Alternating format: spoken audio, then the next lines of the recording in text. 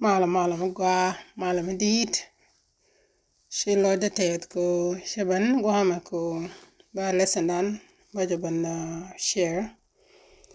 ta kon ka lesson 7 wala lesson number odien ka sabas school ba ko bala tala ko je kon yok nin te shi wo ko je kon la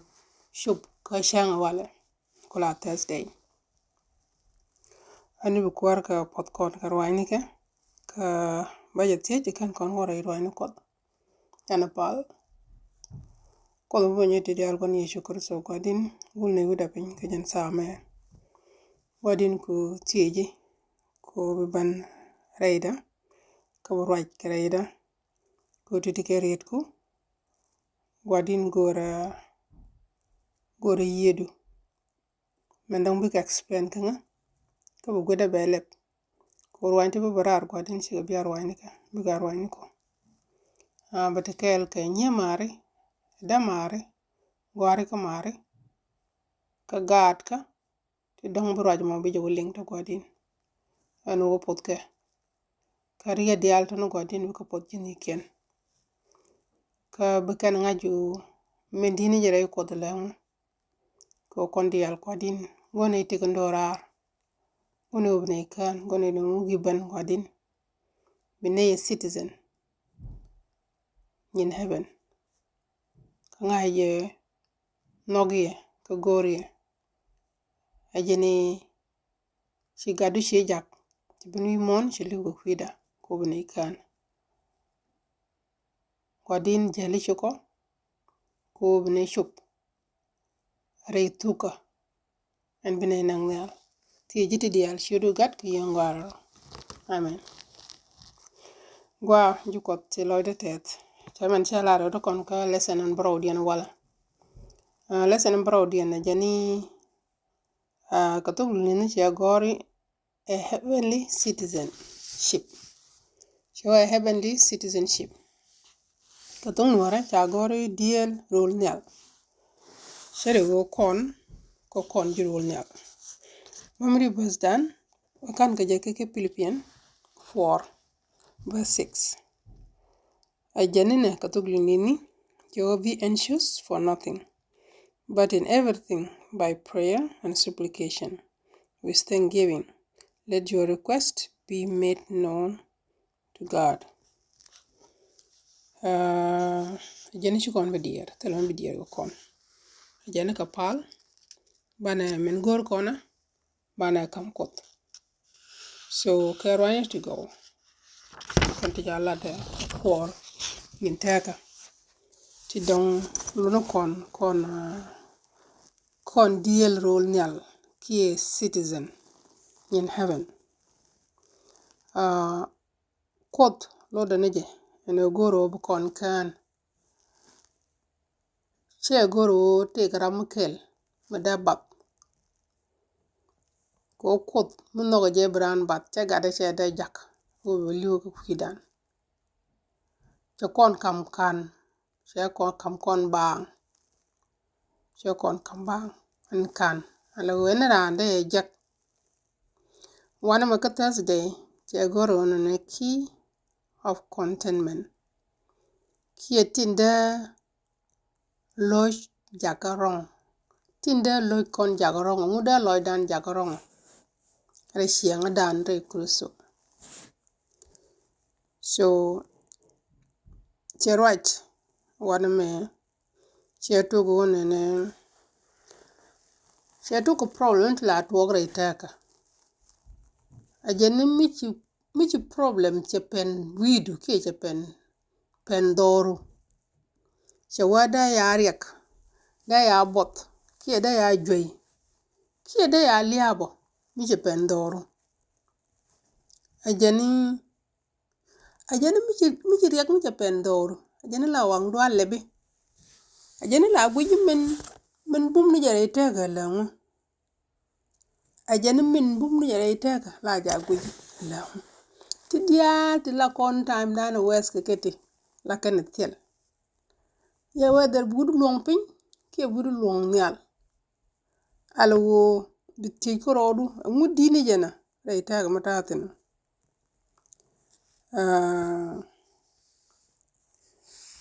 And then la jojo la guru di ben kut kot. Kala kot bala roda tie keji. Ko tin dial te gang jor lakana nan keji.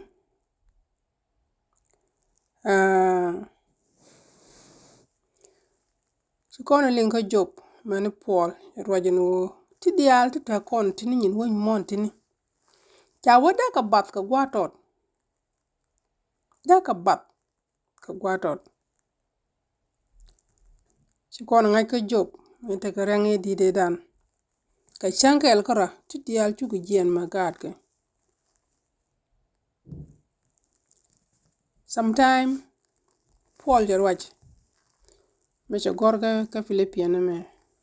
4. De ye kwen ka verse 10 awaka 13. Chawo gogan malada chawa nene chawa any state tatin. Ajene ba happy. State chiro any situation mitetin. Whether nagbode, whether te jwe, whether charan che loose, whether chamoy ko bot. Ajene any state mitatin. Ajene beloy da batet. Bita loj batakanga. Ko jen che tek cha ngach wo tek lode leung rashiang. Chia lot take cha ngach. Cha ngach wo ti dial tini ko menta kana wi mon tama. Ti dial to gor kon kitila kon ka gor ko dong da kan konong happiness. Nyin winy mon dial tini. Shake wo da kon romo ke riches kie treasure. De romo ke yo ke de romo ke dul dungwan ke de romo ke turbiel dungwan ke de romo ke whatever. Ye guru nene betiang reidu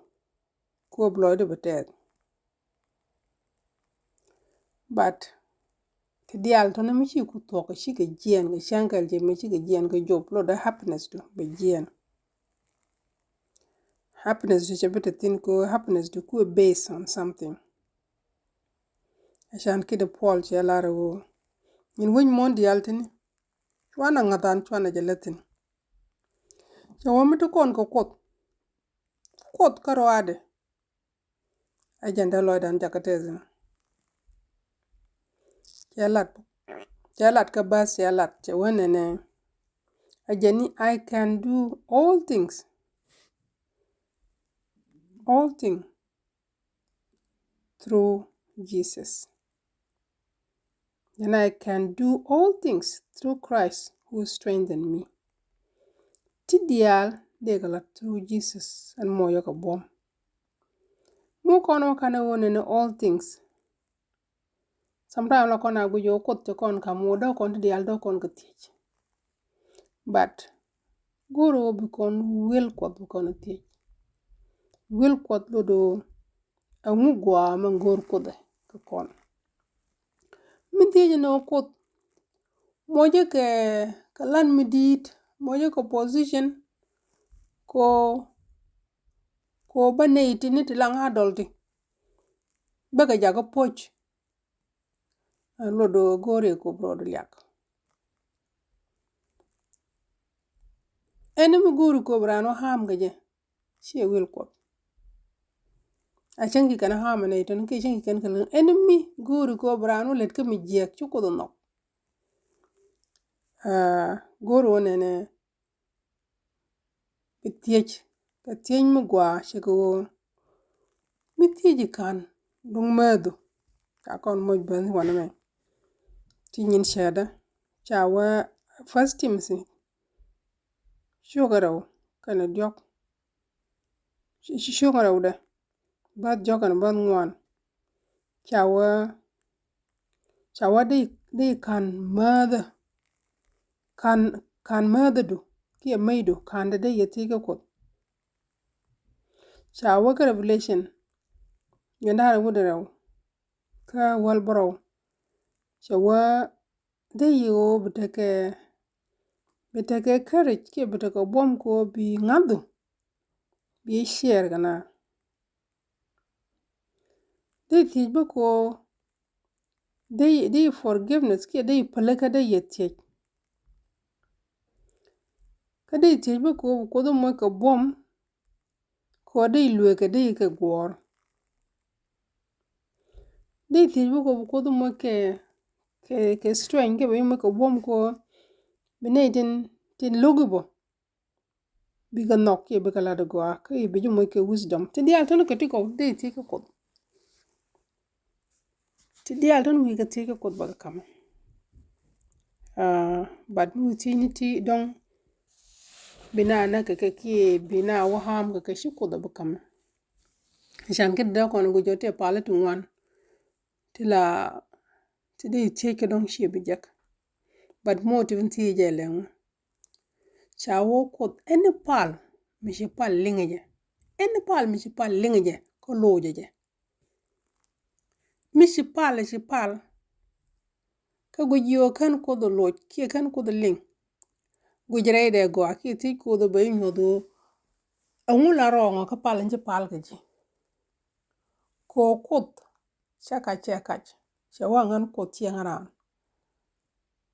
tela kaj makaja mi chela rongu yu pal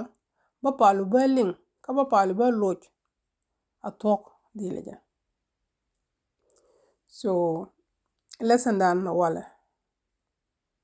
to kon kare o ke jok to bana nang koroke mane ngaji wone ne taloj be ko kot no matter situation dan te didi whether nak bot kon rien kon to kon ko jwe taloj dan barake ko kot chira ba ke ka material ta kon ko material ta ga yen anytime ka bu kon ngaji o kot shalaro anything da yana lat ke should Jesus kam shi kon tie ke should Jesus anything ba kam kon ka bana ngaji won tie ke kon ba tie mu gwa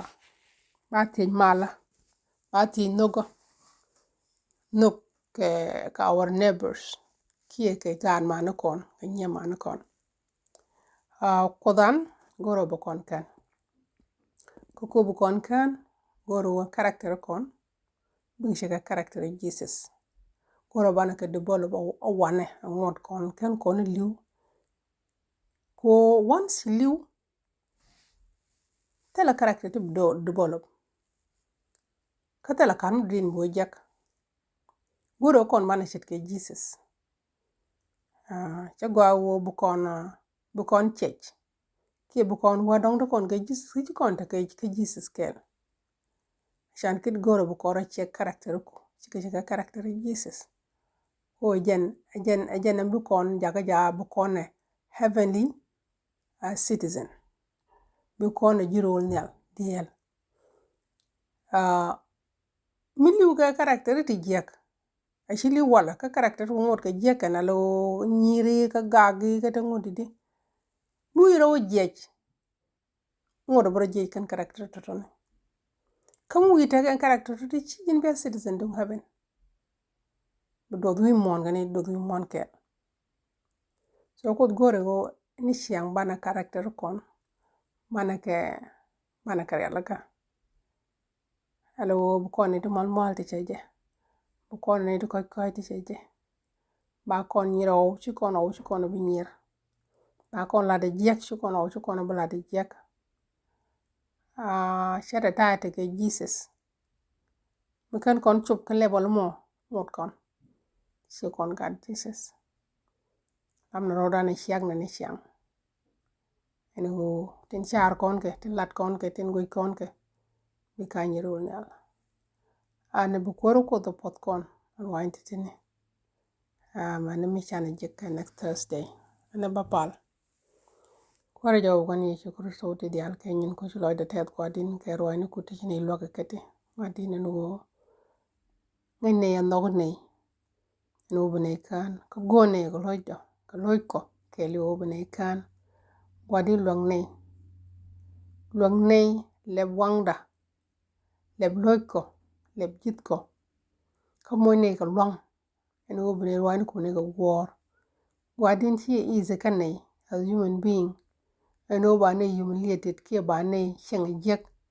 ka bene ngur ko nong ne na eme ben ka ji la jin gwadin shemi she la ro mu cha je pat ku shamdo rin ram rin ku shwedo gwadin ka our nature chi ne long lakin go ne power ka ji ano bene mol gwadin ba ne chol doar jo mon but ngaji o shi kondor bene mo ke wisdom bene mo ke palaga bene mo ke nok bene mo ke lebida de dial ton gwadin kam ne kene ko ngene me kene ke jak chine bia citizen nyin haben chine bia diel nyiro nyal but go ne yo bene mal bene sheji ko mu yo ban bene jego shi character ko shi ko relaga wadin ka nomo bene jak only ka power don Holy Spirit kam ne yedu ayedu abe kane jang ne jab loy ko tet gon dial nak bonne tene re kaj tene re jam wadin loy ko katet ko ngin ne gwadun tene go gwara mata nyal bibine mo the crown of life wadin mo jal tene zina mo ne wo jal awone wo jal ka thok da wadin ne ngajo bine very word wadin long do be agoy do be akoy loy do bokane tie jiti dial shur go gat ki yongwaro amen